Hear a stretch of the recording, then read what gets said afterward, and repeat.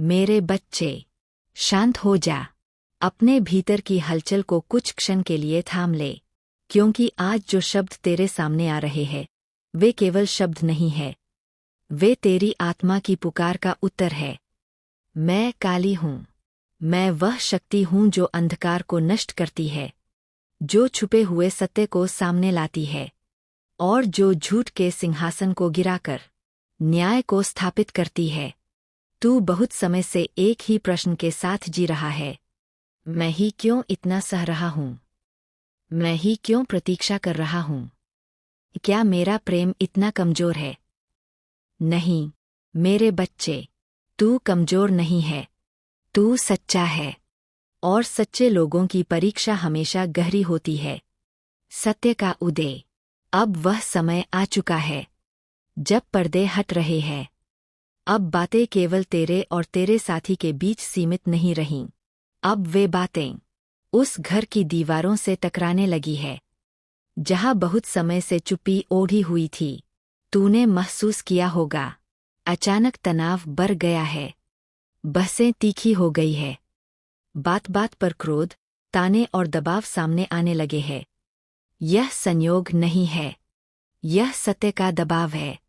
तेरे साथी ने कुछ बातें छुपाईं, कभी भय के कारण, कभी परिस्थितियों के कारण, कभी अपने मन के द्वंद्व के कारण, और कभी परिवार की अपेक्षाओं से बचने के लिए। पर अब समय बदल गया है। अब झूठ अधिक देर तक नहीं टिक सकता। परिवार के भीतर छुपा खेल। मेरे बच्चे, उस घर में एक ऐसा व्यक्ति है जो शुरू से इस संबंध के पक्ष में नहीं था। उसने तुझे कमजोर समझा। उसने सोचा कि तू चुपचाप पीछे हट जाएगा। उसने कहानियां गढ़ी। उसने शब्दों को तोड़मरोड़ा। उसने तेरे चरित्र, तेरी नीयत और तेरे प्रेम पर प्रश्न चिन्ह लगाए। पर याद रख, झूठ चाहे जितना भी सजाया जाए, अंत में वह अपने ही बोझ से टूट जाता है। अब वही झूठ उसी घर में आग बन चुका है। अब वही व्यक्ति सवालों के घेरे में है, और अब उसके शब्द उसी के लिए उत्तरदायित्व बन गए हैं। तेरे साथी का अंतर्द्वंद्व। तेरा साथी बाहर से शांत दिख सकता है, पर भीतर से वह अशांत है। वह मुस्कान के पीछे भय छुपा रहा है।